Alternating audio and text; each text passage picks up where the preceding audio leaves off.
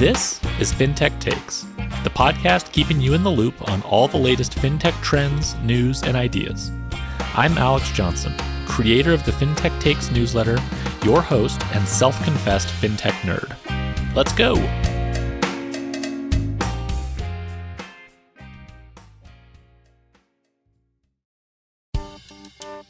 Help attract more borrowers and build a more resistant loan portfolio. Payment Guard Insurance from TruStage is a first-of-its-kind insurance solution designed for digital lenders to do just that. Visit www.trustage.com/payment-guard to learn more and talk with a member of the TruStage team. Hello, and welcome back to everyone's favorite Not Fintech Investment Advice podcast, Not Fintech Investment Advice. I am Alex Johnson, and I am joined once again by the magnificent author of the Fintech Brain Food newsletter, thinker of big fintech thoughts, Mr. Simon Taylor. Simon, hello. Hello, sir. How are you? Are you sitting comfortably? That is my question for you. Am I sitting comfortably? I am sitting comfortably. I will say I'm recording this podcast from a hotel room in Las Vegas. Not my favorite city in the world, but, we make do with what we can. And my only complaint, and this is a very first world problem, is that the desk that I'm sitting at relative to the height of the chair is not quite right. I'm not sure if hotel room designers think about these things, but I have to sit up much higher in order to be able to type at the proper angle. So I'm comfortable for podcasting, for newsletter writing slightly less so, which may show up in the newsletter that comes out this week. We'll hope. You know what the move is? You can't tell. The move is do it on the bed. That's the answer. And it just is the move. It's what you'd be doing at home when you're tired. Type from bed. This newsletter was brought to you by Alex Johnson, chilling out a little bit more. And it'll come through the feel for it. The reason I asked if you were sitting comfortably, my friend, is because I have a shocker for you. As I look out of my window at this point, it is raining in the United Kingdom. But unlike that weather, I am chipper because I've been on vacation for a week. My email inbox is in pieces, but my enthusiasm for fintech has never been higher. So I'm excited to get into this one. I love it. Well, that's exactly the energy we want to bring to this podcast as always. And so, Simon, I can always count on you for that. I'm glad you're bringing your sunshine-filled attitude to the podcast. As always, we are going to take turns bouncing around a few different fintech companies that have caught our eye, and we will spend a few moments at the end of the podcast manifesting our various fintech companies. Simon, I hate to be greedy, but is it okay if I go first this time? Oh, please be my guest. Okay, so company number one, and it's one that I wrote about in the newsletter this week, as a matter of fact, because I wanted to dig in and learn a little bit more. It is called Kudos, which is probably one that you've seen. Am I stealing one from you? This was going to be my first pick. So I don't want to say that I knew that you might be going in the same direction, but this is kind of why I wanted to be greedy and grab it. So I'm taking Kudos, but I'll tell you what we'll do. We'll just do a supersized deep dive into all things Kudos because I figured you might find them interesting. So can we combine our first one, Simon? Yes, we can combine it, but I do have a backup one that I can use as well that I'll cover briefly. Fair enough. Okay, so Kudos, as I'm sure you know, having done some research into them yourself, they are a credit card rewards optimization app and browser plugin, I think would be the best way to describe them. So as I understand it, the idea is that you as a consumer, a credit card holder, will connect your card or various cards to this service. And then through both an app and a browser plugin, they essentially allow you to optimize in real time your credit card spend so that you are maximizing your rewards. And I will be honest, I'm a little bit of a simpleton as it relates to credit card rewards. I pretty much just put everything on one card as my credit card issuer wants me to do. I'm very loyal to that. I get reasonably decent rewards. But if you're really into optimizing credit card rewards, as our friend Kia Hazlitt is, and I'm sure many, many others are, you usually have different cards that cover different categories, have different rotating bonuses on a quarterly by quarterly basis, ones that are better for booking travel, ones that are better for groceries. And this service essentially helps you optimize across cards in order to maximize your rewards. Now, in addition to that, they also have built out a merchant, advertising network would be the way to think about it, where they can offer boosts for getting additional rewards if you shop with merchants that you might already be shopping with. So sort of similar to how maybe a Klarna works in terms of surfacing different advertising offers from specific merchants that you might be interested in. And then they also offer the ability to shop for a new credit card. So if you, Mr. Credit Card Optimizer, have a particular large purchase coming up and you want to figure out, hey, would it be good to put this purchase on an existing card or maybe get a new card because I could maximize my rewards further by doing that? They can help you find that card that you might want to use and then help you apply for that in a Credit Karma points guy type fashion. So that's what they do today. I am deeply fascinated by what they might do tomorrow, given some larger trends that we're seeing in the space. But Simon, I'm going to stop there and let you run with the ball. Yeah, so the Chrome plugin really struck me as being the checkout space, right? So PayPal acquired a company called Honey for about $4 billion, I believe it was. That's billion with a B, yep. Yeah. And what that did is it would try voucher codes at checkout on your behalf. And that's kind of awesome because I don't want to go hunting around for vouchers. I'm never going to remember what they are. So I just press this button on my browser and it does it for me. Nice. I might save 10%. This is that, but for rewards. So it completely makes sense.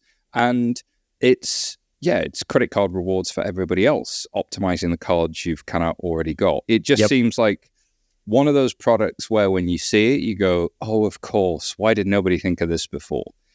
The second thing I thought was merchants are going to love this because it's going to bring them new customers. So why wouldn't you support this? Pick your own card user. All right, some of them might cost us more as a merchant to acquire, like a credit card interchange is more than debit card. So, there's some additional cost. But if you're bringing me new customers, the net benefit is worth paying for. This was always the buy now, pay later thing, right? Which is actually, I was going to say, buy now, pay later. Paying more. Yeah. I'm paying more, but I'm getting a customer I didn't have, so my revenue's gone up. So it's worth that, and the boost is also worth it. The loser in all of this is the card issuer. They have become commoditized. Like, you add the best reward you possibly can, and unless it's the best in the market, this wallet won't select you. Ooh, if this does take off, I can see it coming under pressure.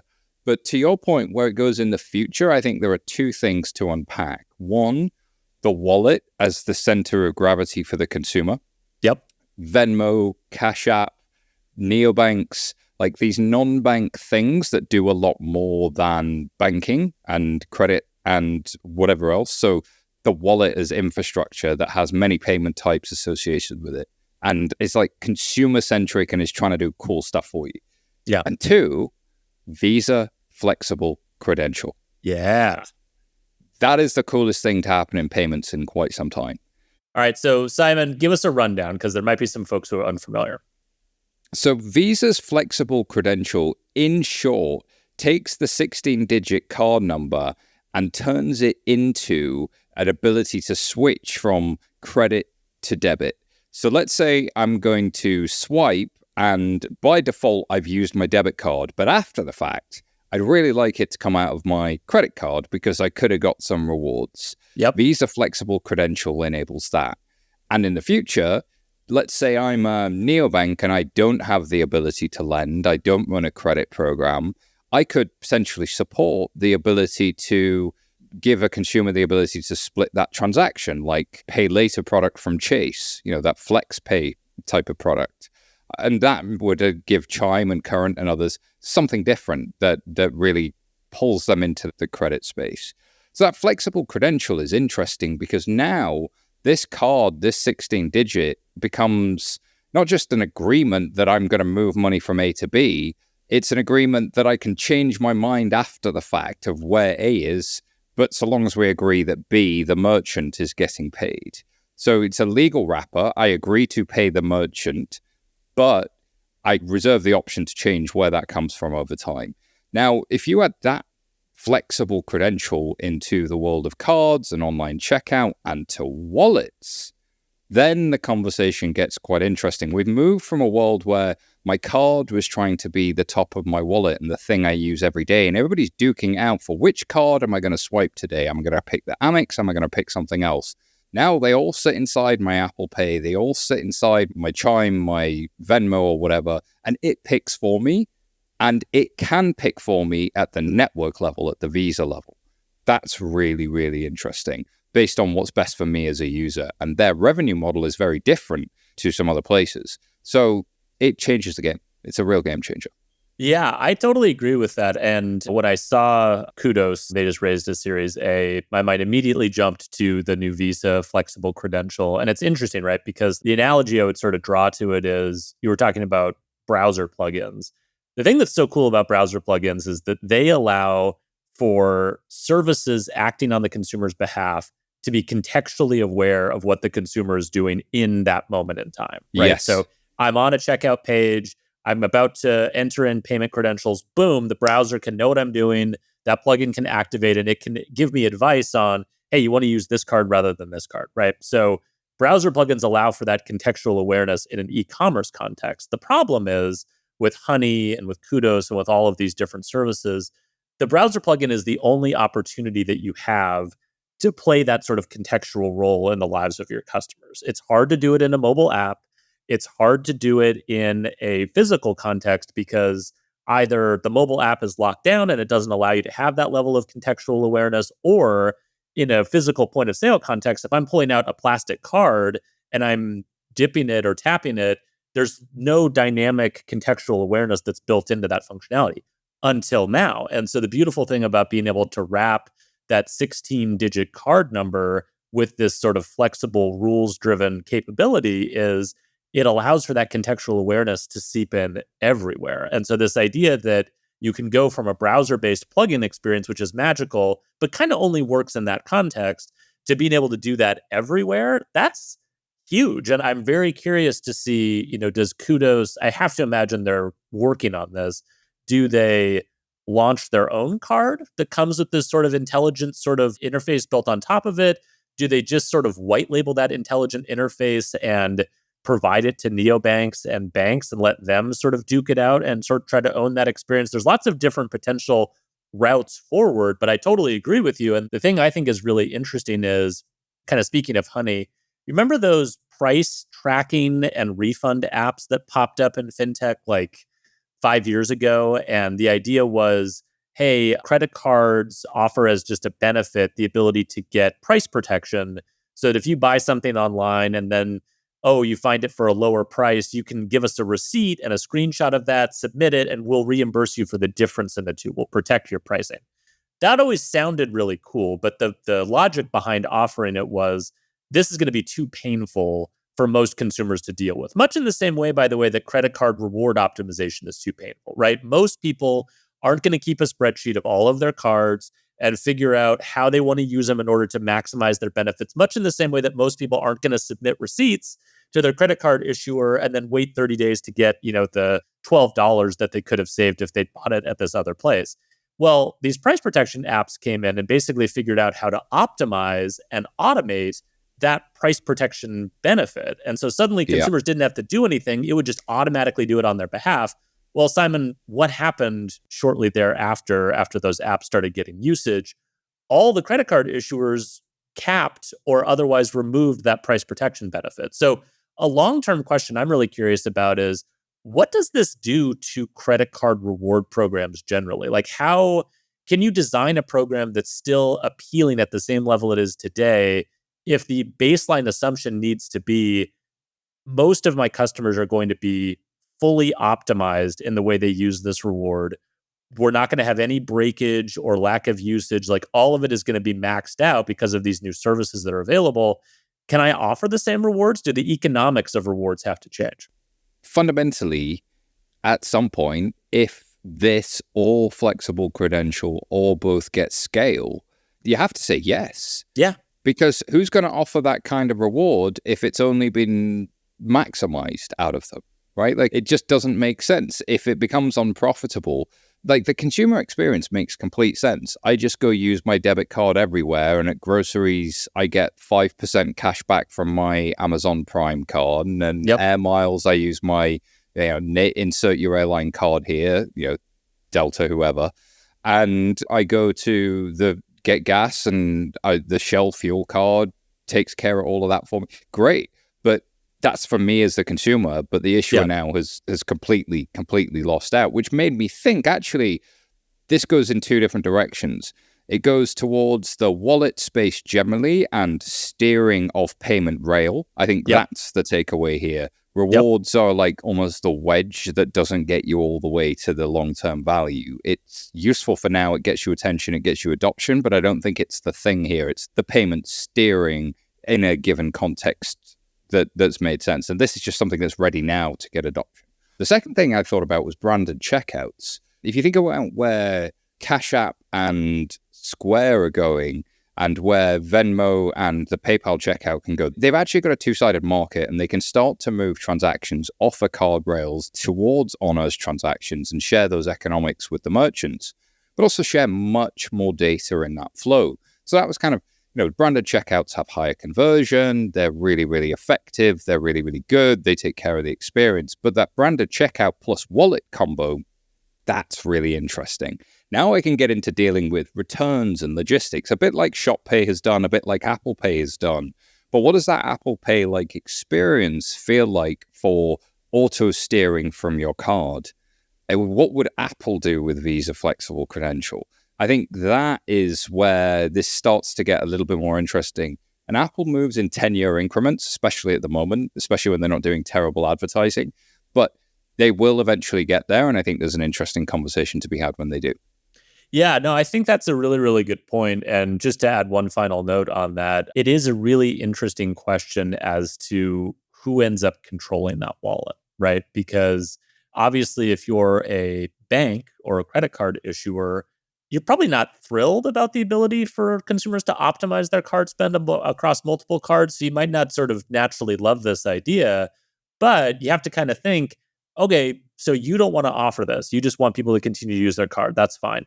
But if you don't offer this, if you don't create this sort of intelligent wallet layer on top of the payments that you offer, you might lose the ability to have any influence over where customers are being steered to, right? And to your point, if you cede that ground to Cash App and to PayPal and to Apple and to whoever else, those wallets might have a lot less loyalty to like banks and card networks in general, right? And so you could definitely see a world in which someone like an Apple controls that wallet layer, and they basically say, okay, look, credit card issuers, come to me with your best rewards. I'll present them to the consumer. Merchants, come to me with your best rewards paired with, pay by bank as a rail, which you might prefer, but you want to get people moved over. Bring your best rewards.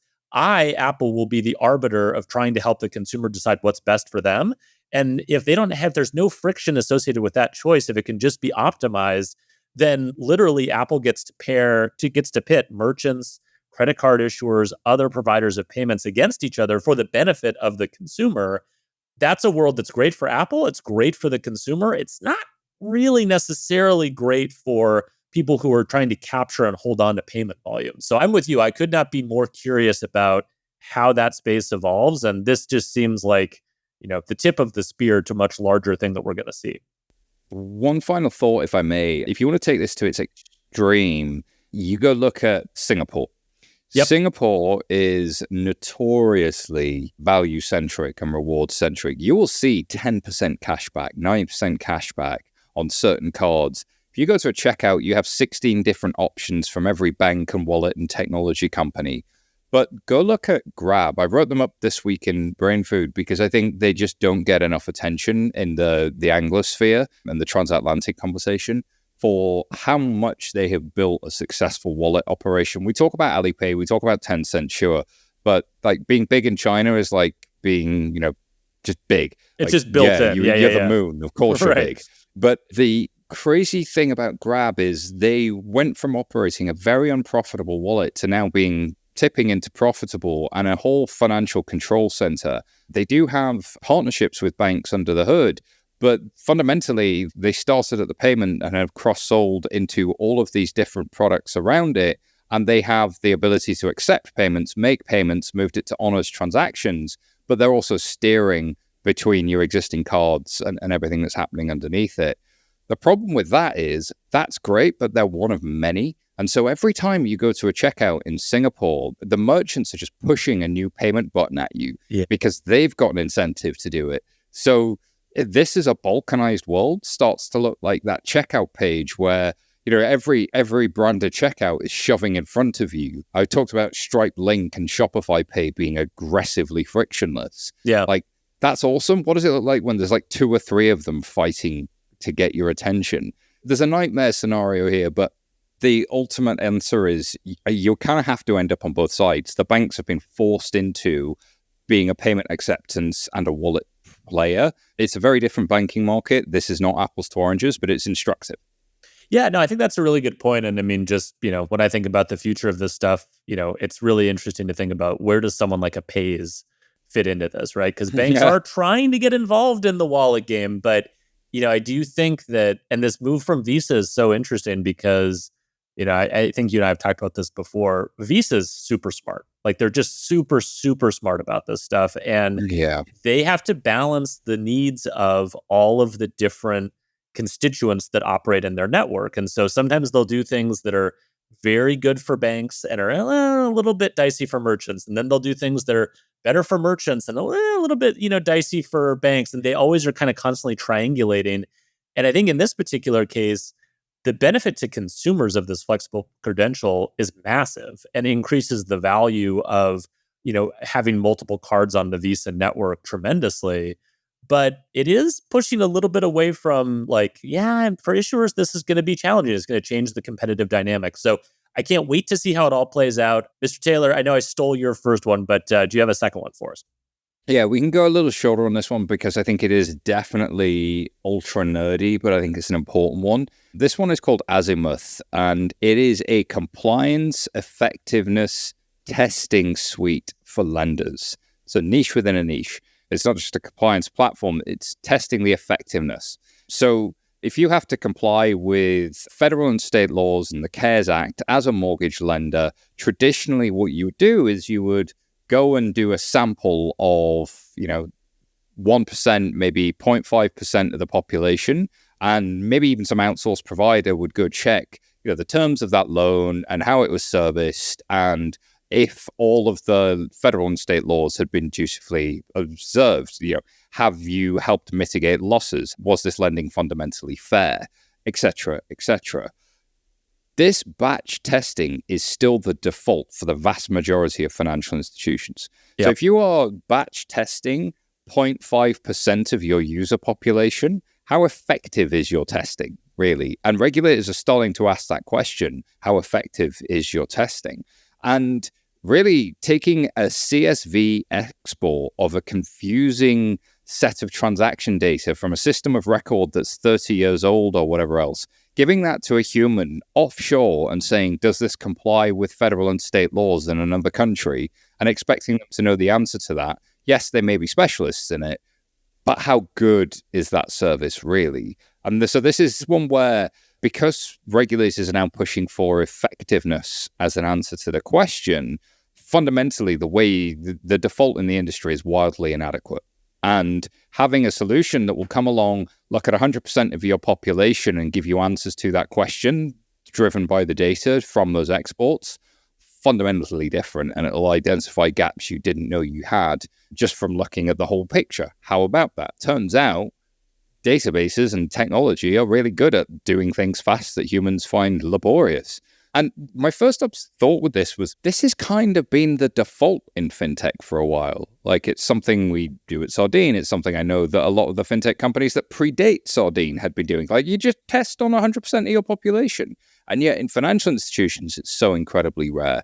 So I think this is a great product. I don't know how big they go. I don't know if they're sort of a specialist. I don't even know if they're venture backed and it's repeat founders, but this is the kind of thing that just struck me as like, yeah, they've captured a theme in the industry that's topical. And I think it's important that we talk about it.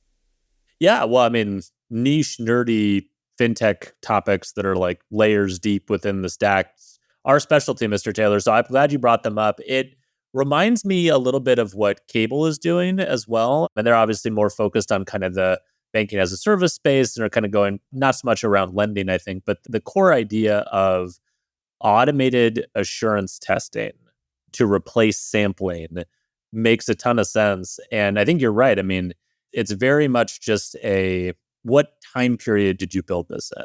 And if you built your compliance controls and monitoring in the 1990s, then the option to do automated assurance testing on 100% of your loans or accounts, it just wasn't feasible. Like that just wasn't, the systems didn't allow for it. There was no sort of automated monitoring that could do it. Just wasn't possible. That's probably how they would have designed it if they could have, which because at Sardine and at any number of fintech companies that are being built today. Alloy, yeah, all of those guys. It's just like, well, this would be the obvious way to do it. So I love the idea of fintech infrastructure being built to go back and help banks kind of catch up to this. And just to illustrate kind of why this is important, with sampling, one of the challenges, and there's lots of different challenges with sampling around like, how quickly do you get an answer to the question? Are you catching stuff in real time? So when we think about whether it's fair lending or AML or whatever it is you're trying to sort of stop from happening, you always have to put it in human terms. Like something bad is happening to a human being because you didn't catch this thing. So being able to do it faster, really, really important. But also, there's also just an element of some problems that you have in your compliance controls are universal, meaning that, hey, we screwed up this policy thing. This is something we're required to do across all 50 states in the US. And, through sampling, we were able to catch it because even though we were only looking at, 1% or 0.5% of our loans or transactions, it came up and we were able to identify it. That's relatively easy. The harder thing to do is, hey, the state of Rhode Island requires that we do this thing. And none of the other 49 states require it, but the state of Rhode Island requires us to do this. We didn't do it the right way. Well, the problem from a sampling perspective is your sample might not include someone from the state of Rhode Island where you screwed this up. And maybe the condition that's required for this to be a problem only comes up X amount of time, even in the state of Rhode Island. And so you have to think about it. If the incidence rate is low enough, you might not catch it in sampling. And it might not become apparent that you've made a mistake on this for, I don't know, months, years. Yep. And the problem, of course, is the longer a time period it is where you have this compliance failure, the greater all of the damage is once you eventually figure it out. And that applies to remediating the problem. It applies to the fines that you get. It applies to the reputational damage that might occur, all because sampling is just not a very good technique for finding problems that are small. And particularly when it comes to lending, where you do have to worry on a state-by-state basis that you're doing this the right way, there's a lot of small problems that could be sitting in your compliance controls that you'd have no idea are there. Yeah. So I love the idea of moving to an automated approach for this. Well, long may that reign. Long may it happen. Like, let's make this an industry default. I think it should exist, and it should be the default. Whether you're at one of the processors listening to this, whether you're in a core systems provider, whether you're at a financial institution, this should be a priority, because I think fundamentally everything you care about hinges on this being good and capable.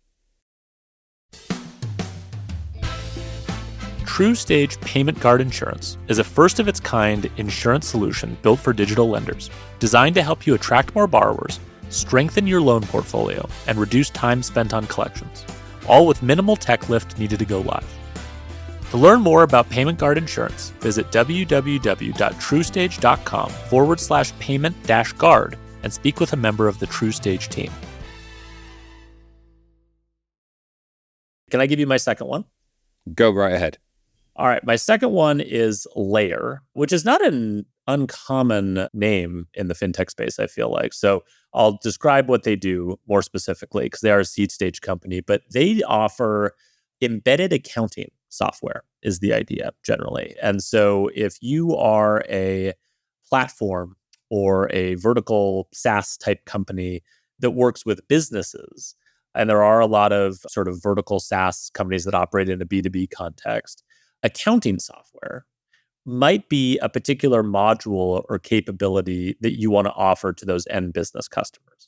And when it comes to the sort of larger question of, and this is something that comes up all the time, how do you disrupt QuickBooks? Well, it's really hard, right? Because disrupting QuickBooks requires that you build a brand and a sort of customer acquisition engine that can rival Intuit and QuickBooks. And that's just never going to happen, right? And the problem with small businesses in particular is they're always appearing, they're always disappearing and dying, they're always changing. And so it's just this really massive, constantly churning market.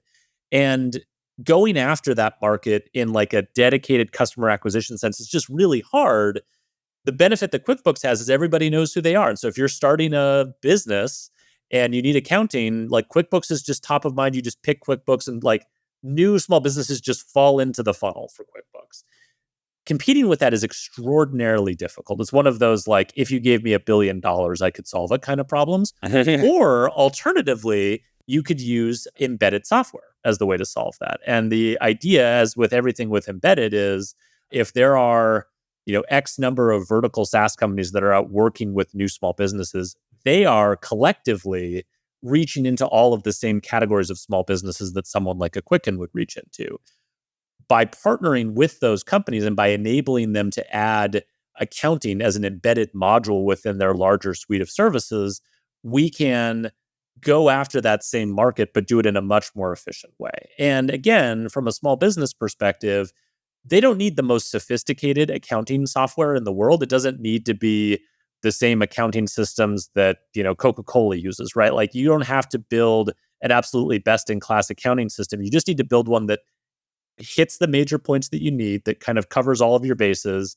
And then the embedded strategy is how you get it everywhere. So I was very intrigued by this. And I was intrigued particularly, Simon, because this seems to be increasingly, when I think about embedded finance, this seems to be sort of a slight tweak on the embedded finance model, where in the same way that QuickBooks is now offering financial services products, right? So QuickBooks has a whole suite of embedded banking, embedded payroll, like all of these different capabilities.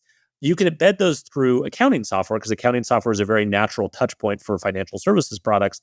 Well, now we have embedded accounting systems, which can then themselves embed opportunities to provide financial services or financial products. And so it's sort of embedded finance squared, if you will. And I see this with embedded accounting. I see it with embedded payroll. Someone reached out to me recently with an example of embedded marketing, where there's like marketing software that's being embedded within these vertical SaaS companies. So there are so many different software products that are becoming embedded within other software products. And so when I'm thinking about the future of embedded finance, I don't even necessarily think it's going to be embedded finance directly. It might be embedded finance via other embedded software products that are going into all of these vertical software channels. So Simon, what's your thought? If you look at the back office of any vertical SaaS company, it's like fractals. When you zoom into a fractal and inside it is the fractal pattern, and you zoom in and the fractal pattern, that's one metaphor. The other one is like Russian dolls, but it's hard to know what's in the middle of it. Like, and what am I Russian dolling up and down from? Right. And everybody's embedding everything everywhere all of the time. So what's instructive is to go look at Stripe. Go look at Stripe and see that people think of them as the payment acceptance company, but they also help me do billing. They also help me sell payment acceptance. And once I've sold payment acceptance, I can also sell the accounting around it. And I can sell the ability to get paid early. Like, I can accept payments, but I can empower other people to accept payments. That embedded everything, and everything is embedded for everyone all of the time, is just a new default. And what you have to ask is, why one company or another?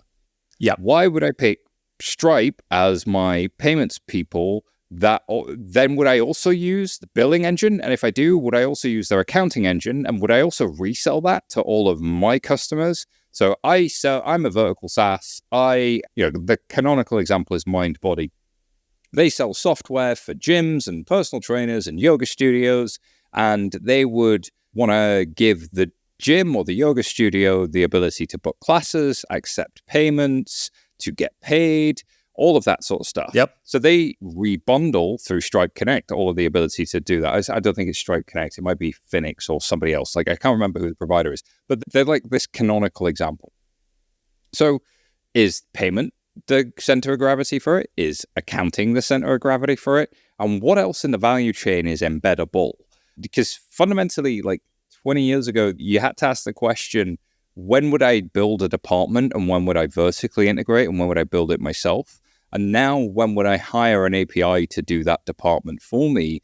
And growth companies are the obvious starting point, because growth companies just do not have enough people and they got too much to do. So they're going to hire this SaaS software to do it.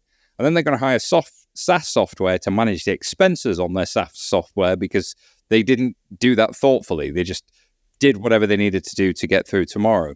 That's growth companies. But what's starting to happen is it's going into that like bricks and mortar space where it's kind of everybody gets this now. Everybody gets this opportunity to do it. What did I see the other day? Oh, what was the name of the company? Yeah, Panax. Their AI for cash flow. This is a bonus one.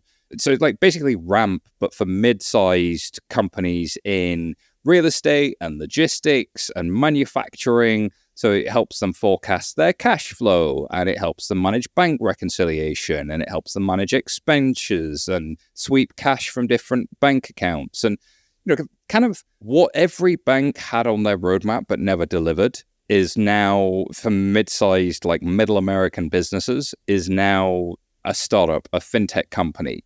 And so, of course, the growth companies were the first ones to do it.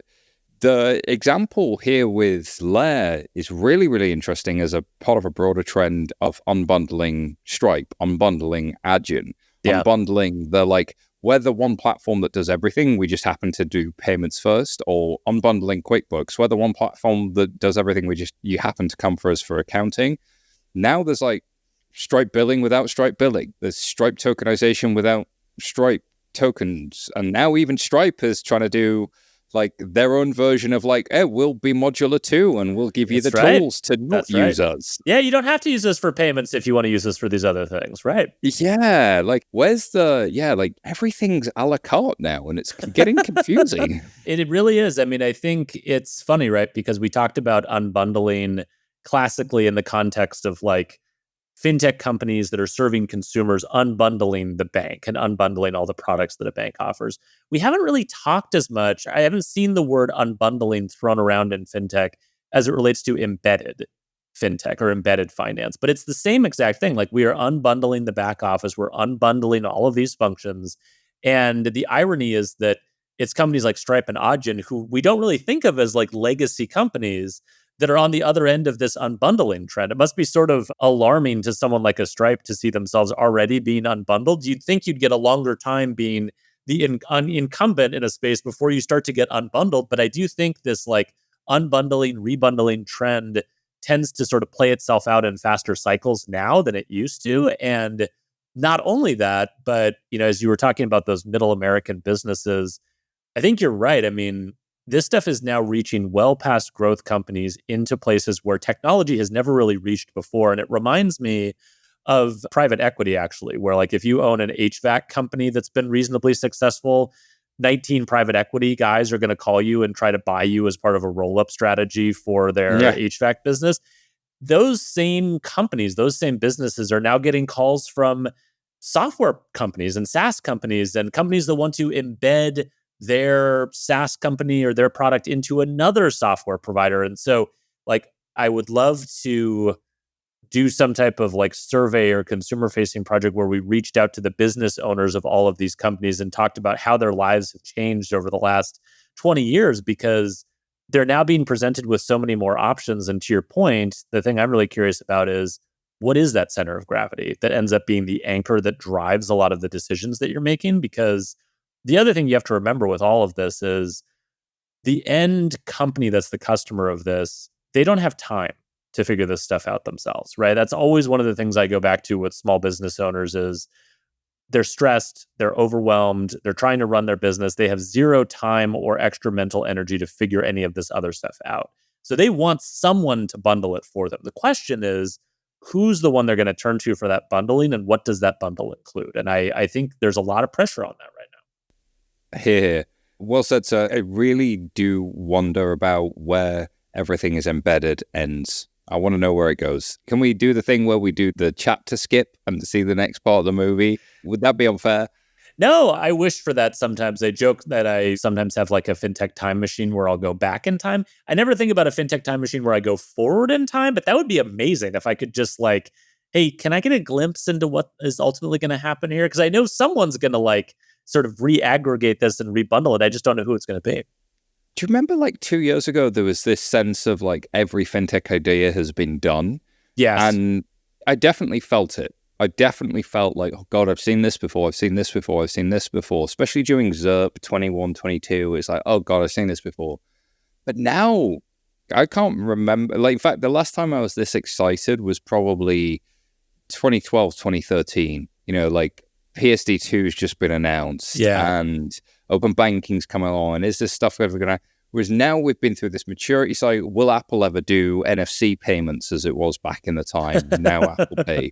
Like all of that stuff has come to fruition. And now it's like, boom, that's the platform we're now building from. And we're seeing these things like Kudos, like Lair, that just sort of give you hints at what the future could be. And it's kind of exciting. Yeah, no, I couldn't agree more. I mean, it does feel like we move in these cycles, but then at the end of the cycle, there's a whole new layer of infrastructure to stand on top of. And then people have new ideas for things they want to build. And then we go through another cycle and then we end up like a layer higher. So trying to think of the right visual metaphor to describe that. But like we do keep getting dropped at a level above where we've been before. And it's pretty exciting to see what's getting built. Simon, do you have one more company for us or should we skip to manifesting? No, let's do one more company. I couldn't decide between two. And I feel like I've done the Gen AI Money Buddy, so I'm going to leave that one. Okay. But as like secret bonus one, Corzo is building an SEC-registered AI pal for your money. So go check that one out because it's SEC registered. Ooh. Interesting. Ooh. But I'll leave that there because I want to talk about Carputty. Carputty is a line of credit for consumer vehicles. Yeah. So instead of taking out a lease, you get that $250,000 line to spend on almost any vehicle transaction. And then you get to negotiate as a cash buyer to avoid the pain of multiple lease applications. And it also uses, quote, AI-powered valuation tracking to maximize your buying decisions and your potential ROI on a vehicle purchase. Consumer-centric. Really, really cool. Like, you think about the amount of multi-car families in the world that buy multiple cars outright and see the current valuation, like just see that depreciate. Like that's a hard thing to manage. There's enough admin being a parent anyway. Now, like be the head of a household and running a mortgage and running more than one car and more than one phone bill. Give me something that's like a business line of credit, but for all my cars that gets me to run as a cash buyer. I want this. Yeah. Because it's like a mortgage for all the cars you'll ever own. It's like you give the car back at the end, you've optimized the amount of resale value you get from it as a cash buyer, you get to move on to the next one, but that line of credit's still sitting there and you might not have used it all. It's really, really smart. And it's the first time I've seen something genuinely novel or that feels genuinely novel done that's like prosumer grade, that's taking a business idea, that line of credit, and applying it to consumer use cases where there's a hard asset at the end of it as well. Really, really cool. This is extremely cool. So qualify for up to $250K to cover all of your auto financing needs now and down the road. It's fascinating. Yeah, I mean, it is really interesting because I have actually gone through this recently. My wife and I have churned through a number of vehicles recently, mostly relating to increasing family sizes, right? Where you're like, oh, like we love this car, but we can't use it anymore because, you know, we need a minivan and we need more seats. And the nature of my car needs has evolved dramatically. And so I have gotten a bit of a glimpse into the world of like the costs and, to your point, the admin of just churning through lots of different auto loans and cars and providers and feeling like I'm not getting the best deal, but also not really sure what to do about it. And so I do really like the idea of preempting all of that by just saying, look, you're going to do this over the course of your life, right? You're going to own, 11 to 15 cars over the course of your life or whatever the number is. There's a smarter way to navigate that entire experience. And to your point, the challenge with this, much as it is in the mortgage space as well, is when the lending is wrapped around a hard asset, it's really, really hard to innovate in that space because you have to have an informed point of view on the value of that asset and that collateral. And if you don't, it's extremely difficult to construct novel sort of lending products around it. And so the fact that they do seem to have a very strong sort of functionality built around being able to plug in your VIN number and being able to sort of figure out your vehicle's current valuation and its future valuation, it's fascinating. I also, I guess, am very curious about how this does intersect with the traditional car buying process, because one of the things that I've decided, at least in the US market, is just one of those like laws of the universe. And I don't really understand why, but it's just kind of the way that it is it's extraordinarily difficult to disrupt the auto lending process if you're trying to preempt the role of the dealerships in the auto lending process. Many people have tried over many decades. Maybe this is the novel product that will be able to do that. But generally speaking, the idea of, hey, go get a loan from your bank first, then go into an auto dealership with money that you have that you can negotiate as a cash buyer. You can get a better deal. You're in control of your destiny. That concept has made sense for a long time. And banks and credit unions have tried to get their customers to do that.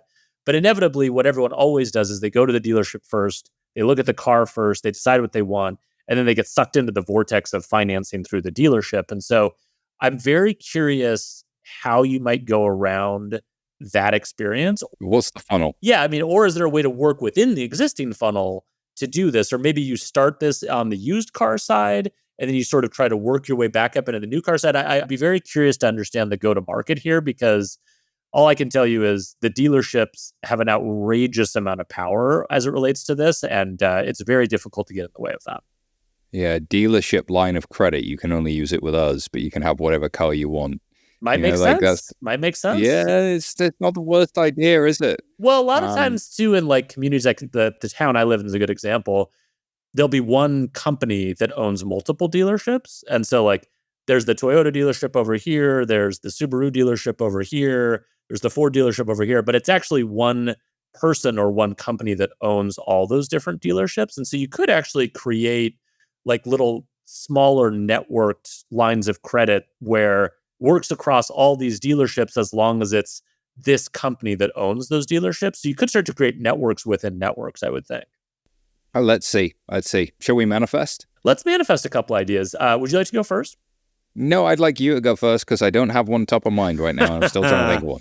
All right. Well, Simon will be just silently thinking as I rattle this one off. But actually, it's a really, really relevant example to what we were just talking about. So I would like to manifest a better solution, better software for enabling banks and credit unions to cross-sell to indirect customers. Okay. So use auto as an example, just because we were talking about it. Most auto loan customers that banks and credit unions have are indirect, meaning that they came through a dealership and the bank or credit union was participating in one of the indirect auto lending networks, Route 1, DealerTrack, those type of providers. The challenge with those is that even though as the bank or credit union, you are getting that new customer or member and you're processing their payments, you're the one servicing their loan, you're the one who originates the loan, or you buy it from the dealership after they originate it. The challenge is that the customer didn't pick you. And so they don't know who you are. They have no relationship to you. Your brand means nothing to them. And apart from setting up the servicing of the loan and collecting payments, the ability to cross-sell to that customer and to say, hey, we're, US Bank and we do all these other things and you should work with us and we'd like to understand your financial needs. That is an almost impossibly difficult problem to solve. And if you look at the cross-sell ratios off of indirect auto loans, they're pathetically low. And it's the same thing with mortgages, right? When my servicing rights for my mortgage are resold on the secondary market, I get a letter in the mail. Some new company I've never heard of introduces themselves to me. I have to crawl through a pathetically terrible mobile app or online experience to set up auto pay. And then I never, ever hear from that company again. And I never want to think about that company ever again. The reason I think this is relevant and important, Simon, is that I have a large scale thesis that more and more relationships that banks have with customers on the lending side will be through indirect channels in the future. I think indirect lending or embedded lending, as we talk about it in a fintech context, is going to explode in popularity over the coming decades. And the reason for that is it's just more convenient for consumers, right? You prefer to get a loan in the context of the activity you're doing rather than to seek out a loan on its own. That's just a sort of universal maxim. Well, if we accept the premise that that's true, and we accept that embedded lending through software platforms, as we've been talking about, is going to become much easier, has become much easier, well, then a lot of consumer lending volume is going to shift over to embedded channels. Yep. That is going to mean that there are way more opportunities on the back end for banks to refinance those loans, to be the bank partner behind the scenes originating those loans. And the question is going to be, is there any opportunity for banks to cross-sell those new indirect relationships that they've gotten? And if they don't figure that out, I really don't think that embedded lending and embedded finance is going to be a net benefit for these banks, because even though you're able to get those assets, there's no other relationship value or lifetime customer value associated with them. It's literally just, we have this customer for the next 3 years, and then they're going to age off of our portfolio, they're going to pay off their loan, and they're going to be gone. Banks can't let that happen. So someone needs to build a better cross solution for indirect lending. That's my manifesto. Fully agree. Banks, if I was running an embedded finance team today, I would be trying to figure out how I build my balance sheet as a platform. How do I make this platform have a rigid set of compliance rules about it and have a single view of like customer and the financial products that are associated with that customer, and have a lifetime wrapped around that customer inside of somebody else's platform? And there might be somebody like a Stripe, a unit, how it actually gets to the customer indirectly it could be a complete layer cake. Like that doesn't matter. What matters is, are they my customer? Am I in control of the compliance? Am I in control of the cross-sell? And how do I think about servicing them and moving on from there? The only ones that can potentially be thinking that way at the moment, I think, are the big banks. As I speak to the embedded finance teams at the large banks, they are recognizing the importance of becoming a platform.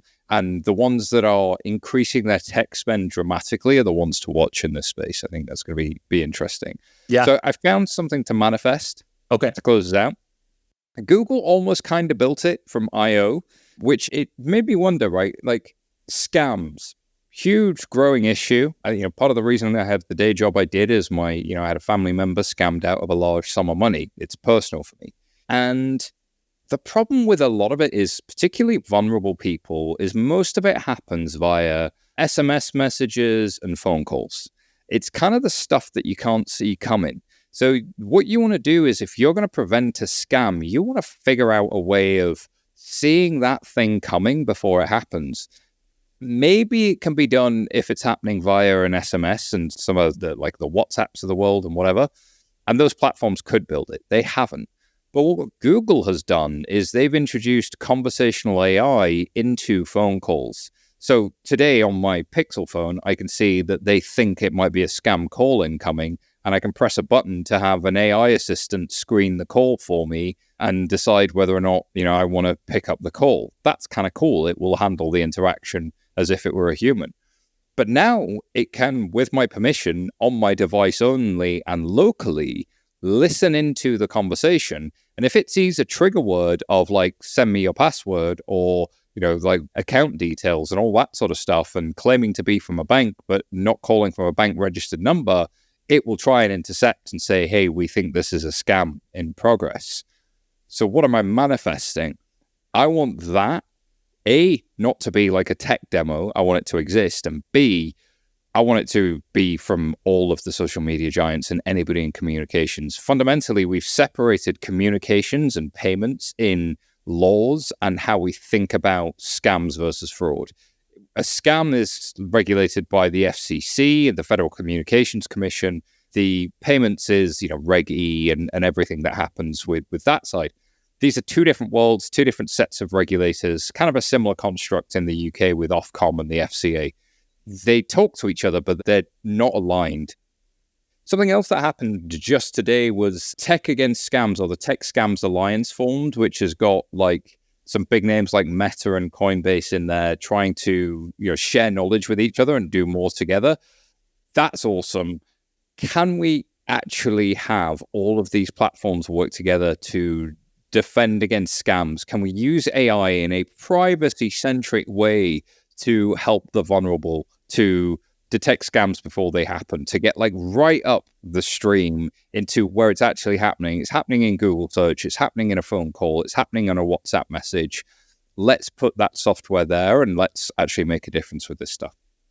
I love it. That is something I would very, very much like to see. I just can't wait for a future in which that stuff is more tightly integrated so that we don't have as many of these problems, and particularly problems that affect the most vulnerable consumers, as you were saying. So could not more heartily +1 to that. I think that's a great one. Well, I will take that +1 as validation of myself and my soul. You should. As always, my endorsement means more than anyone else in your entire life. I'm sure that that's true. Maybe at least in a fintech context. Simon, as always, a delight. Sir, thank you for carving out some time. I know you're busy, but I appreciate it. And hopefully we'll get to do this again next month. I look forward to it every single time we do, Alex. Thank you so much for your time. I appreciate you. All right, I appreciate you. Thank you for listening to this episode of Fintech Takes. Stay up to date with emerging companies and the latest fintech trends by subscribing wherever you get your podcasts. And if you love Fintech Takes, please tell a friend.